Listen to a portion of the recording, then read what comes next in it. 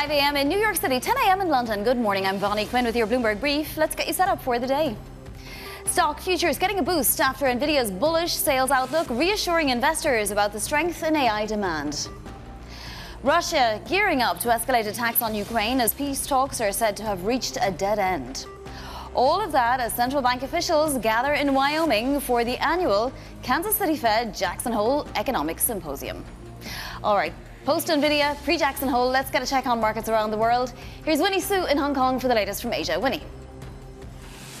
Yeah, good morning, Vonnie. Well, just as you mentioned, all eyes are on Jackson Hole, but today it really is about how Nvidia's bullish sales outlook lifting Asian stocks for a third day. Now, the focus, though, is a lot more on memory chip stocks as we see Korea's Kospi index here leading gains, especially with gains from Samsung Electronics and SK Hynix. Now, a big focus of the earnings is really showing up on how memory continues to be that key bottleneck and that it is pressuring the company's profit. And that's why we are seeing the biggest beneficiaries being these memory chip stocks. Now, flip a word and take a look cross asset because it's all about the rate expectations as well. We heard from the Bank of Korea raising rates back to back and also raising their growth forecast for this year as well as next year significantly. And that's why we are seeing the Korean won strengthening against the US dollar. Now, when it comes to the Japanese yen, it also erased some of those earlier gains after the Bank of Japan's deputy chief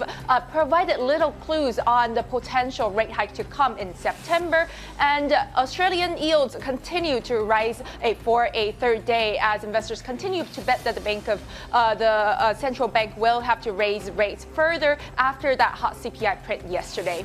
All right, Winnie, thank you so much. Winnie Su there in Hong Kong. And as Winnie alluded to, we broke the spell or the curse. Nvidia beat, and this time the stock actually rose in the post-market, though not at first blush. At first blush, investors were a little reticent and sent the stock lower. It is going to be the story of the morning's trading in the US, but if you were to look at the stocks Europe 600, you wouldn't necessarily know that semis and everything AI adjacent is higher. Nokia, for example, many of the companies that have something to do with AI. And the best performer, in fact, is Aker, which is a Norwegian company who has in its portfolio Nscale, which of course did a big AI deal yesterday. This, although, is being overshadowed by the macro concerns that are against Europe and earnings. Pernod Ricard coming in with earnings that disappointed, saying that US demand wasn't as strong as expected, and many of the banks are lower in Europe too. Brent crude down about 8% this week. It's down another few cents now, in spite of the fact that European allies really think that that strait is still mined. But we are seeing oil come out as many as 8 million barrels a day, in fact, which is two-thirds the level pre-war. So we're really seeing an improvement there. And then all is quiet in the currency front before Jackson Hole. The euro not moving today, but the US dollar has clawed back about half of its decline versus the euro in the last few days since the Treasury's announcement. So if you look at S&P futures, it is a different story. We are going to be reacting to Nvidia. We'll see if it holds throughout the day. The stock was up 4% in late trading. As you can see, Nasdaq 100 futures pointed to a gain of 1%.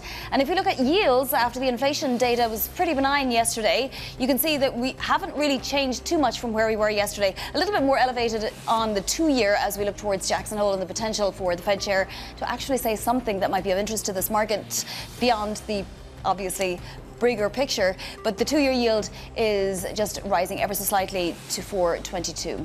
All right, let's get to some individual market movers now. Here's Chloe Melly. Good morning, Vonnie. Of course, Nvidia is the name on everybody's lips this morning, and we are up quite strongly in pre-market trading, around 8% after the company gave this very upbeat, this very bullish outlook, which reassured investors on the continued strength of this AI spending. Moving on to more earnings, and we've got some positive movers as well in the software sector with an Anthropic collaboration and a solid outlook, really boosting Salesforce this morning, up more than 11%, and also the cybersecurity software company CrowdStrike benefiting as well from a very solid, very strong outlook, and it's one of those companies that is really benefiting from the AI rush because that means more demand for cybersecurity defenses as well. And finally, let's go over to a name that's in the red this morning, and that is HP after the results really revived investor concerns around the strength of PC demand that seems to be waning a little bit, and also concerns around the impact of those higher memory prices. And so that is really weighing on the stock this morning. We're down about 8% there for HP. Yeah. Tale of two very different sectors. Chloe, thank you so much. Chloe Mele there in London. She'll be back later in the hour. And also coming up this hour, we'll be speaking with Amy SIlverman of RBC Capital Markets on sentiment in this market with the VIX at a 14 handle. Well, let's start right there. Nvidia extending gains now in pre-market trading after posting that stronger than expected revenue forecast. Here's CFO Colette Kress on the earnings call.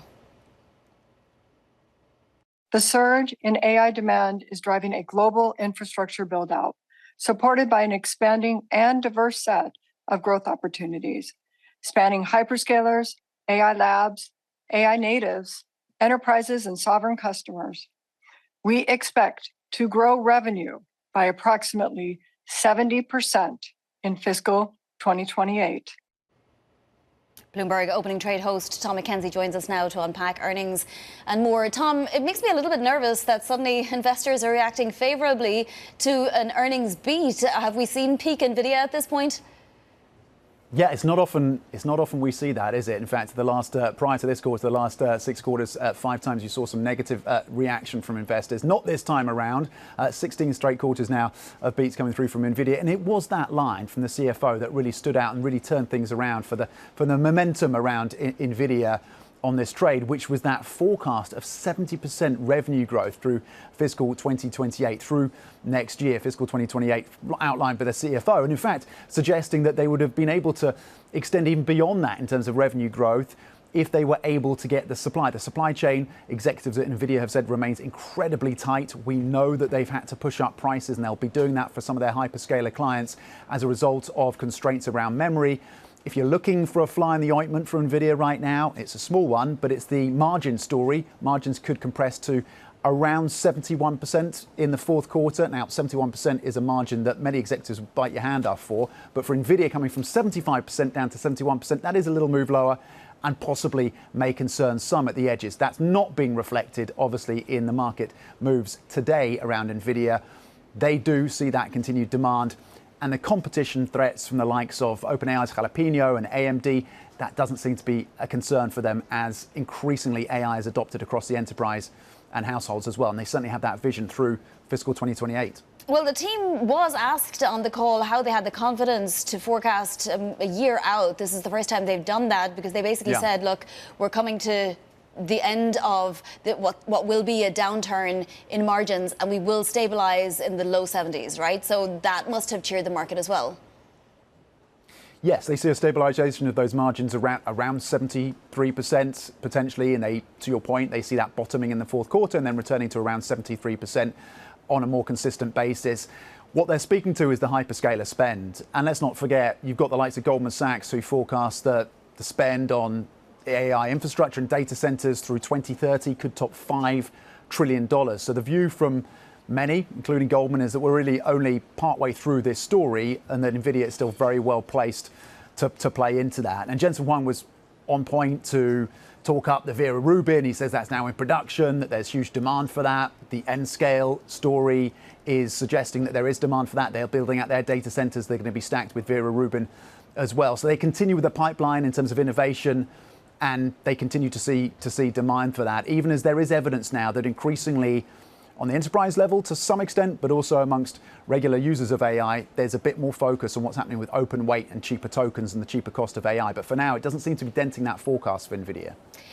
Tom, we did hear a little bit about the Chinese market. Nvidia back in the Chinese market. It's obviously a small number of its H200 chips during the most recent quarter, but there's also all of these investigations into smuggling. How will all this tie together, and will it mean anything in the end to revenue or the bottom line indeed? Yeah, it's the first time for a while that Nvidia have actually notched any revenue at all from the Chinese market officially, and so that's significant in and of itself. It did manage to get some H200s into the Chinese market. It still accounts for less than 1% of their overall revenues. They didn't actually ship in the limit number of H200s into that market that they could have done under the Trump administration restrictions. There's a certain capped number. Part of it is down to the fact that Beijing hasn't given the blessing for all of their AI companies to take on board these chips. And yes, there is now an investigation into Apex, which is a logistics company owned by Switzerland's Kuehne Nagel, into whether or not allegations into whether or not they were involved some way in illicitly known or unknown to them, getting other chips, other Nvidia chips into the Chinese market. So that's another focus and investigation there from US authorities into that Singapore listed or Singapore based unit. Logistical company. All right, some risks out there. Bloomberg's Tom McKenzie, who's also the host of Bloomberg Tech Europe. Thank you.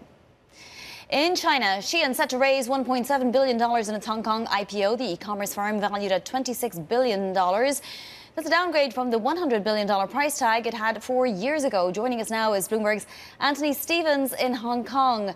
So, Anthony, it sounds like plenty of capital to work with. At the same time, it's lower. Is it just in the wrong industry to be going public right now? Yeah, it's facing a lot of headwinds, right? It was priced as a supply chain innovator. It wasn't just a clothing company, but now it's coming to market just as a clothing company. And why is that? A lot of the supply chain innovation has been disrupted in turn by geopolitics. So it's been impacted by the tariffs, it's been impacted by competition from the likes of PDD, and that speaks to the kind of trouble it is having in terms of setting a price target. They're leaning very heavily on existing investors. 5 out of the 7 cornerstones are previous investors. The deal is priced at the middle end of the range. And this $1.7 billion deal, if you put it in context of the tech IPOs that are coming to Hong Kong, you talk about the secondary blocks in the tech space that are coming to Hong Kong, this is not a big deal, right? Alibaba did $10 billion in the AI space. So it's kind of mismatched with what the market really wants to see. That being said, the fast fashion industry has been doing really well in the time that it's tried to come to market. So fast retailing is near the highs. Zara is close to the highs in Inditex. So there is some debate and there's some demand for the fast fashion story, but it's no longer a pure tech story. Speaking of pure tech, China's Z.ai has now confirmed that it's responsible for the Ox Alpha AI model, and it claims in a blog post that it's not far off the performance of Anthropic's Opus 4.8. So, Anthony, if that's out there, why wouldn't commercial customers, not just in China, but also in the US, gravitate towards a much, much cheaper LLM? And there's plenty of evidence that you're spot on, right? Their usage numbers are off the charts. They dominate the charts on open weight kind of access products like Open Router and other platforms. But what's happening in AI is that the top end of processing is going to the Americans at top prices, and the bottom end and the normal day-to-day processing that most businesses or 90% of the coding tasks that are out there, that goes to the Chinese at very low prices. So now there are two competing business models. Now the street has obviously ascribed much more value to the top end if you look at the size of the numbers that we're talking about with Anthropic and OpenAI versus the numbers that are being put up by DeepSeek and Z.ai. But that bifurcation may be sustainable if they are depending on cheaper Chinese tech. At the moment, the most important thing for the market was that Z.ai said that this entire model was trained locally using local chips. And it's really instructive that despite Nvidia's very strong earnings, the strongest market in Asia today was the Chinex index, up 1.7%. It's still all to play for, it seems, Anthony. Thank you so much. That is Bloomberg's Anthony Stevens in Hong Kong. Back stateside, Jackson Hole kicking off in Wyoming. Joining us now is Bloomberg's Ven Ram. So all eyes are going to be on Fed Chair Kevin Warsh and what he says at his speech. Ven, you know, he's told us that he will communicate when he has something to say. Does he need to say something to this market? Is it necessary right now?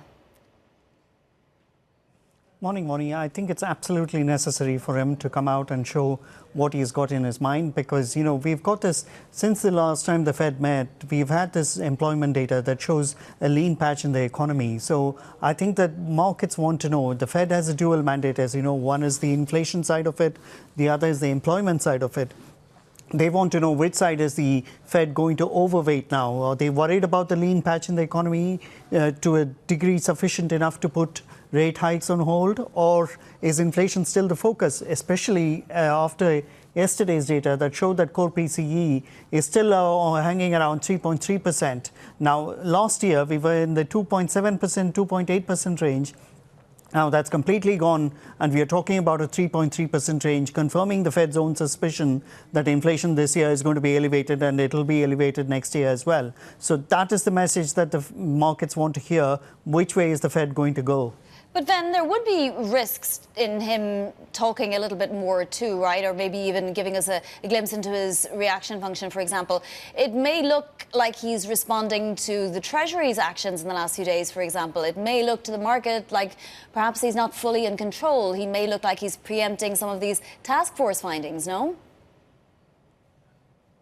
Yeah, absolutely. I think that if he shows an inclination that he's going to be more dovish, then I think that the markets will think that, he's, there's this uneasy question that rests over the Fed, which is that, are they going to be amenable to what the Treasury is trying to do, which is to hold long-dated yields lower. So I don't think that's the message that the markets want to hear. But if he does that, I think that will play into the market suspicion that, look, I mean, this is yields are being engineered artificially lower, and that is unfortunately and ironically the punishment may be that yields will actually go back up. Yes, exactly. Working counterintuitively to each other. Ven, thank you so much. That is Ven Ram there in Dubai. Coming up, Russia ramping up war tensions with Ukraine. More on that. This is Bloomberg.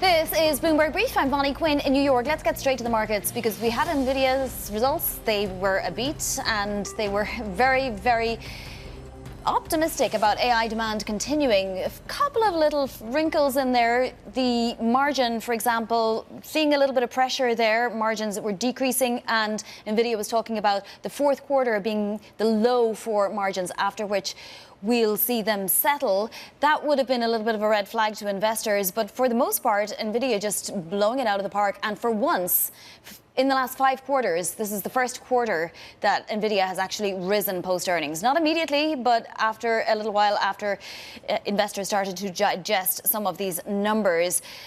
So we are seeing S&P futures higher, but also Nasdaq 100 futures are up more than 1%. The dollar index unchanged as everybody gathers in Jackson Hole. And remember, it's not just the Fed chair that will be speaking. We'll also get some comments from central bank heads from around the world. And we're seeing yields pretty stable in the face of that. 466 there on your 10-year. Coming up, we're going to be speaking about the CIA Director Ratiff's surprise trip to Moscow, that being reported by the Wall Street Journal. We'll have a look at your front page news. This is Bloomberg.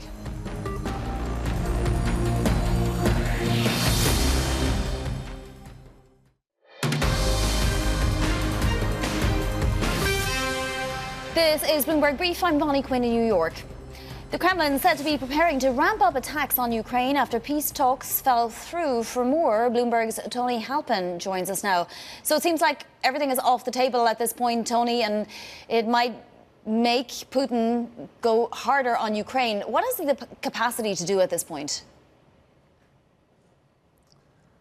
Well, he seems to be producing a lot more missiles than Ukraine's able to acquire defenses against those missiles. And I think the Kremlin calculation is that they are able to ramp up ballistic missile attacks on cities like Kiev and elsewhere in Ukraine, attacking infrastructure, particularly energy infrastructure.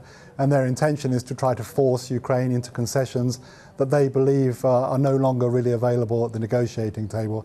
They think that all the negotiating tracks, particularly with the US, have resulted in nothing from Russia's point of view. They've effectively collapsed. And so they're going back to war, and they're going to step up assaults from the air in an effort to really pressure Ukraine into further concessions. Well, this all coming as the Wall Street Journal has been doing reporting about this CIA visit to Moscow. Apparently today, the Journal is saying that it was to deliver a warning not to attack an adjacent country, so a Baltic state, for example, because intelligence officials seem to think that that's very possible, but not imminently. Yes, I mean, many European states have been wrestling with what they call hybrid attacks, things like drones straying into their airspace, arson attacks, even assassination attempts. And they've attributed that to foreign powers without necessarily pointing the finger directly at Moscow. But the fact that the CIA director goes to Moscow to deliver a message indicates the seriousness with which the US wants to present that message to Moscow. And clearly from Europe's point of view, there are escalating tensions, and they want to ensure that Putin gets the message that any kind of attack on NATO territory would produce a firm response, a kind of deterrent message, which so far at least we're not sure that Russia is willing to accept. We're trying to find out at the moment what Russia's position is on this visit and what they really got into with the CIA director.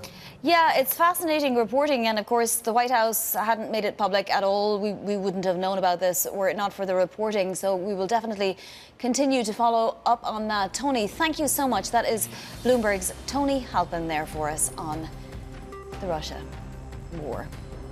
Next up, we're going to be speaking with Amy Wu-Silverman of RBC, joining us on the implications for an anti-AI sentiment before the midterms and how that could impact the trade, which of course is seeing a nice boost today after Nvidia's blowout quarter and forecast. This is Bloomberg.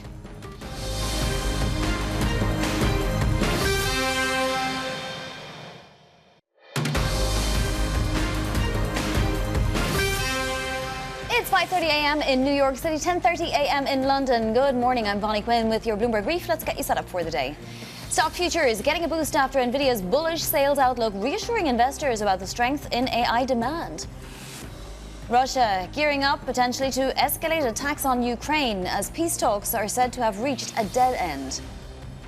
All of that as central bank officials gather in Wyoming for the annual Kansas City Fed Jackson Hole Economic Symposium.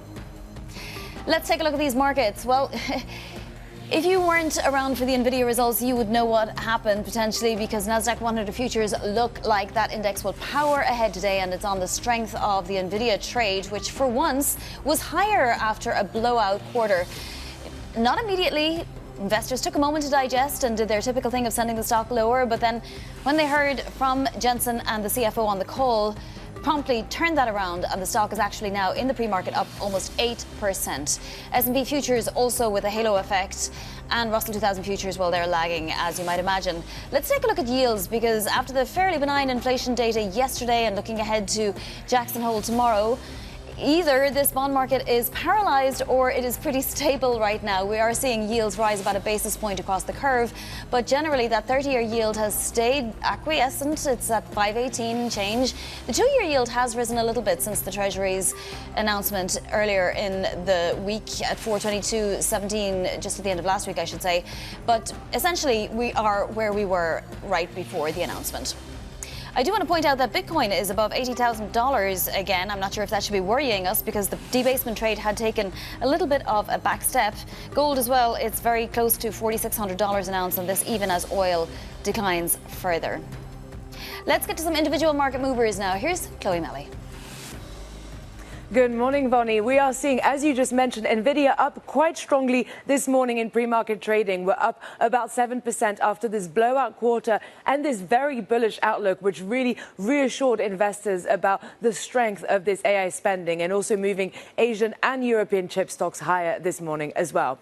Moving on to some more positive earnings, we've got Salesforce higher quite strongly this morning after a bullish outlook as well, and also a deeper collaboration with Anthropic, and then CrowdStrike in the cybersecurity space also giving quite an upbeat outlook and having really benefited from the demand for cybersecurity defenses in the age of AI. So we're very strong there as well. And finally, let's go over to HP, which is down this morning quite a bit after the results really revived investor concerns around the sustained demand for PCs, but then also the impact of higher memory prices. That's one of those companies that's really been seeing a bit of a hit from those higher memory prices, and that is driving down that stock this morning, down almost 10% for HP.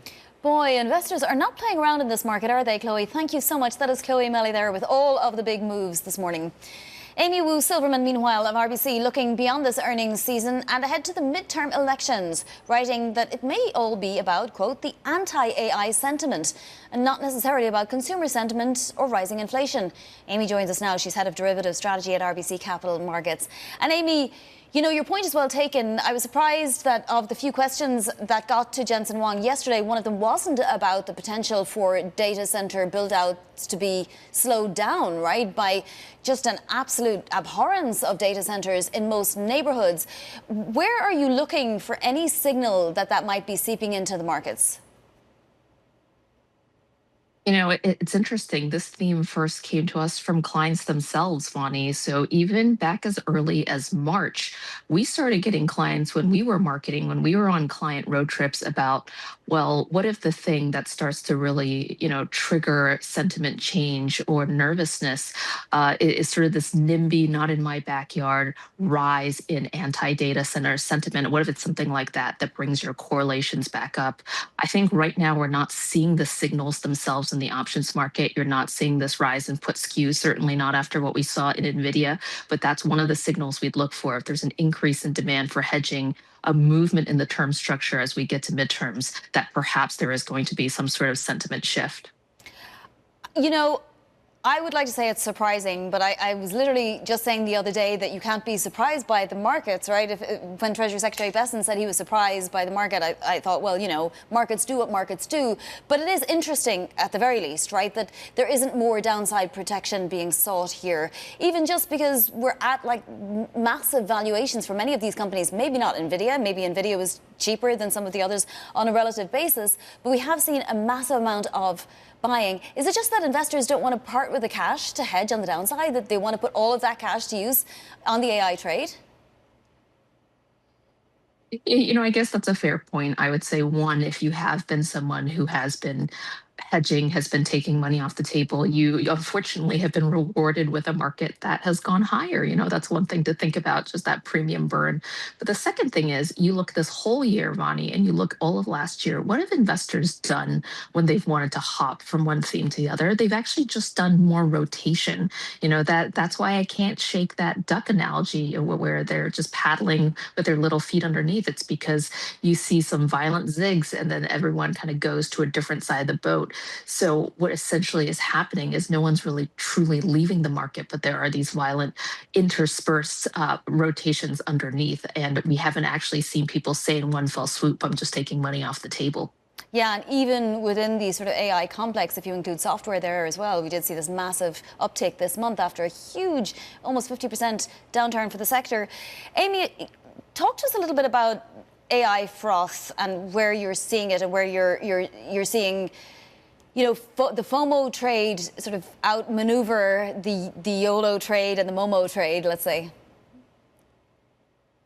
Yeah, so one thing, we take all those three together, the FOMO, the MOMO, and the YOLO. But essentially what we mean is, where do we see froth and momentum? Something that we've been tracking for quarters on end is essentially, where are the absolute skew inversions in the S&P 500? And just to translate that, all that means is, on a single stock basis for all 500 of those stocks, where are there places where call implied volatility, that absolute demand for call options, is actually outweighing put options? That's pretty unique. That's something that historically hasn't happened. But we start beginning to pop up essentially during COVID, when you had this new breed of retail traders really bid up the call wing of a lot of these stocks. Now, historically, we see these peak at around 80 or 90 skew inversions. That's fallen back. That's now more in the 40 and 50 range. So we have, from a momentum FOMO YOLO perspective, gone back to average levels. I'm really watching for that to tick up again, Vonnie, because a tick up there means you're starting to meet more AI froth, and typically that does peter out. There's a momentum cycle to that, but that also does end as well. It does feel like we've just come through what could have been a big tremor for the market, though, right? There was a few days there of bond market, maybe turbulence is too strong a word, but there was very definitely the feeling that we could be in for a change of regime. What did you notice about the equity markets and any kind of hedging activity during the few days from last Friday to today? Yeah, it's a great question. It's a really interesting question. This is one that I keep thinking about because, one thing we've talked about is, just think about the top of the house in the S&P 500 right now. And all I mean by that is your heavyweights, your mega cap tech AI names. They're not the folks that you married, right? So they're more rate sensitive. They're not as free cash flow positive. And so you have a market on the S&P that at the top of the house is going to be much more influenced by the actions of the bond market than they had been in the past, simply just because of the issue issuance that we've seen. And I can tell you that right now there is this pretty big cognitive dissonance in the market between equity vol and bond vol that does not typically stay that way. You're going to see some sort of reconciliation, especially if at the top of the house you have folks who are more rate sensitive. How will that manifest, Amy? I think the way it manifests is you see a pickup in equity volatility on the index side. You see more of a pickup. And frankly, you are starting to see it in some of these Mag 7 names where if you go back, it's actually this quarter, not last quarter, but to names like Amazon or Meta or Microsoft, they had their single largest one-day realized move in history. So if you actually look at the past 8 quarters of earnings and just say, on a one-day basis, what did they realize compared to what their stocks were implying for the options implied move? I think it was somewhere in terms of realized move of 17% in one day. That's just starting to show you that these swings are getting larger and larger than you would typically expect from these names that used to be really boring free cash flow cows. They're getting a little bit more exciting, but at the same time, that means they're generating more equity volatility. And when you're seeing, this single stock implied vol spread to the index at, levels of 17 and beyond, are there pockets where that's not the case? So are there true defensive areas in the stock market? No, unfortunately. It just brings me back to the meme of the surge protector protected in itself, plugged into itself, essentially this idea that, look, everything is still one big trade. That may not be something to worry about if the trade is going well, but we cannot sort of not acknowledge the fact that whether you're talking about utilities or energy or tech or software or semis, we're all essentially tied to one thing, one big trade. And that's why you see evidence of that in the realized moves we're getting on earnings, in terms of the rotation trades. And I think that beyond everything else is what makes investors nervous. It's why they keep spending these meetings asking us, hey, what takes this trade off the tracks? Even when we still continue to get good numbers from something like Nvidia, it's the fact that it's all enveloped together, and that still brings people a little bit of nervousness at the end of the day. Yeah, but they are not expressing it in the market, Amy. This idea of a surge protector being plugged into itself is terrifying, and thanks for leaving us with that thought. That is Amy SIlverman of RBC Capital Markets. Now to other top stories trending on the terminal this morning. A flash flood in a Nepalese valley near the Chinese border has killed now at least 165 people, with more than 1,300 missing.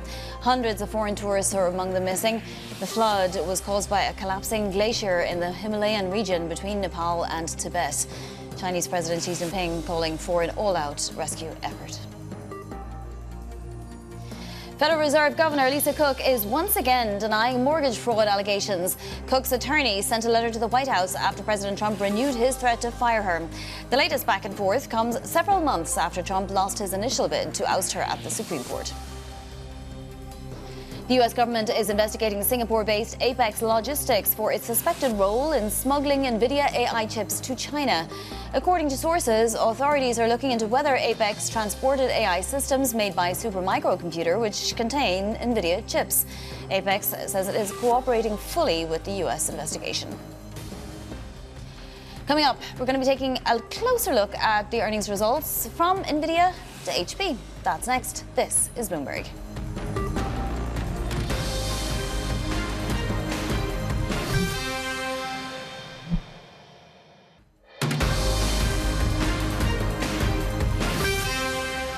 It's a very, very good result for North Asia, and as you've seen the reaction in Korea, very, very good news for the memory makers as well. Keep in mind that this is growth that is constrained by supply. Right now, you don't really worry about the semiconductor results because the supply chain is very constrained and demand outstrips supply. It's really down to whether these LLM models that Anthropic and the other US companies are initiating are actually going to be as profitable as they originally had planned.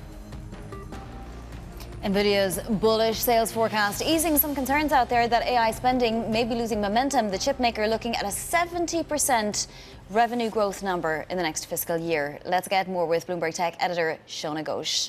So Shona, a massive blowout quarter, right?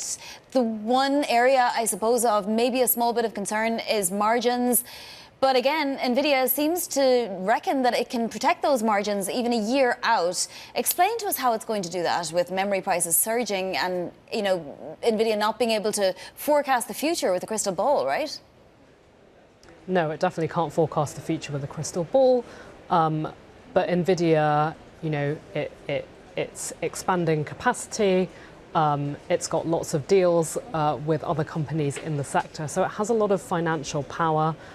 Something that Morgan Stanley analysts described as balance sheet as a service. So Nvidia's sheer power, its reliance on Vera Rubin to drive demand means that it's sort of fueling the sector across the board.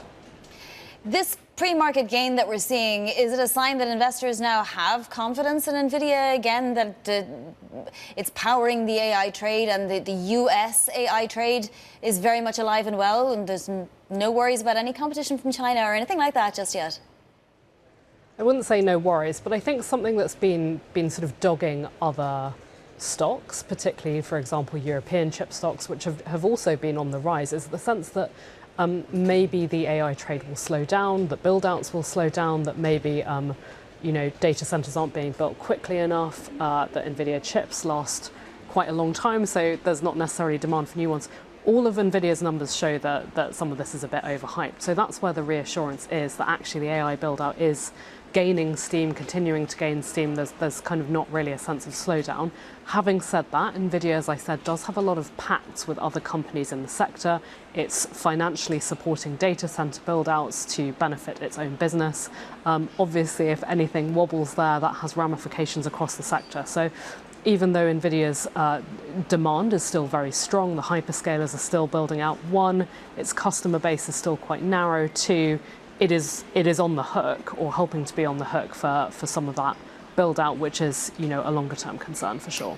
Yeah, it does seem that Jensen and Nvidia, not only are they making it easy to be a customer of theirs, they're making it difficult not to be a customer of theirs, right? They have their hands in every single pie. Now, this is also impacting the software names. So yesterday, you know, we thought that software was taking a hit again, but in fact, Salesforce then came out with numbers, and Okta as well, that showed that they were making great inroads. How do the software makers manage to get AI on their side? Yeah, I mean, I think if you believe Salesforce's founder and CEO, Mark Benioff, maybe the SaaSpocalypse fears are a little bit over-egged, you know. Most of us use AI. I don't think the tools are ready at an enterprise level to replace some of these well-established companies straight off the bat, and they are working to try and show that they can evolve, that they can partner up with the big model makers to implement their tools into their own services. Now, I think it remains to be seen whether that will be successful, but clearly Salesforce and its peers are evolving to try and show, look, actually we can implement these AI tools in with our software. These companies aren't ready to replace us at an enterprise level entirely. So I think that's part of that. And you know, it is about working with the best model makers and not necessarily trying to replace them with in-house tools, which you sometimes hear European software companies, for example, SAP is trying to build out its own AI software tools, and it's not necessarily going so well. So some of it is having the faith in the partnership and building with the leading edge model makers. Well, this all is having a halo effect, and not just Nvidia's earnings, but just the idea that the AI trade is very robust on cybersecurity companies, on those software makers, on the neo clouds, for example, and we're going to see that in today's trading as well. One area, though, that is suffering today is the old-fashioned PC. HP down 10%. Real blow to HP. Investors have concerns about PC demand after their earnings. That's right. So, you know, PC demand has been on the wane for a long, long time, but that's not a new factor. But what is hurting HP even more is the cost of components. So memory chips is, of course, the big one, and concern that those price rises that HP will have to implement is going to hurt its sales over time. We've seen this across other hardware companies as well, small and large. You know, Apple has warned of price rises too. So for HP, there's a concern that those price changes, that demand is going to continue to hurt sales. Shona, it's been a busy few hours for you, and there's a few more to go. Thank you so much for joining us. That is Bloomberg's Shona Ghosh. Turning to Washington now, the Trump administration taking actions to alleviate cost concerns ahead of the November midterms. The president signing an order to ease tariffs on some ground beef products while looking to streamline the military capture of Iranian oil tankers to offset the cost of the war. Joining us now from Washington is Mika Sollner of Bloomberg Government. So easing tariffs on some ground beef products, it's great and everything, Mika, but how much will it really do for the farmers in the Corn Belt, in the Midlands, in these states that are potentially flippable when they've had a very tough few years? It's not really enough, is it? What else is Trump going to have to do?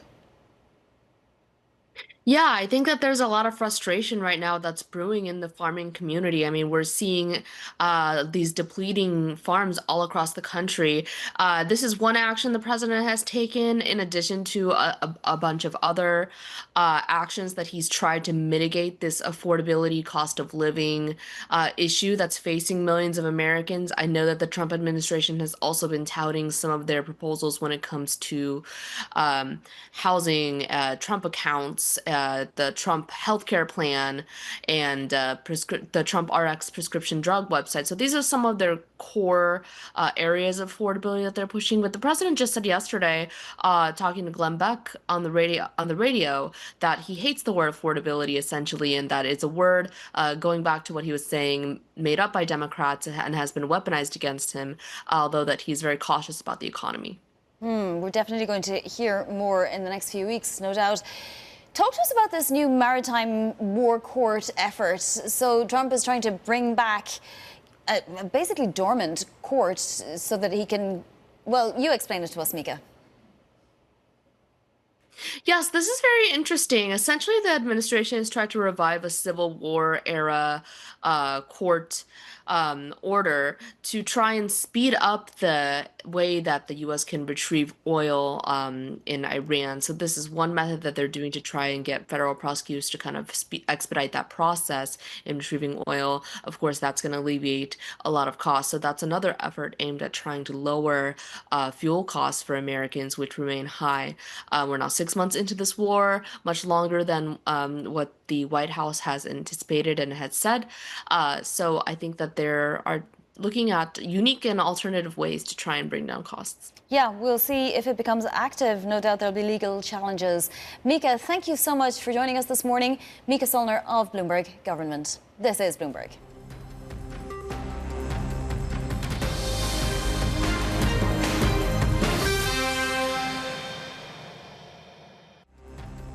All right, it's been a big week, but we have another big day today. It's day one, of course, of the Jackson Hole Economic Symposium. Chair Wart slated to speak tomorrow. We had a slew of retail earnings, Best Buy, Dollar General before the bell among them, and the US Treasury auctioning off $44 billion of 7-year notes at 1 p.m. Eastern. We and the Treasury will be watching the results of that very closely. Let's take a look at your trade today. So it's going to be a fun day.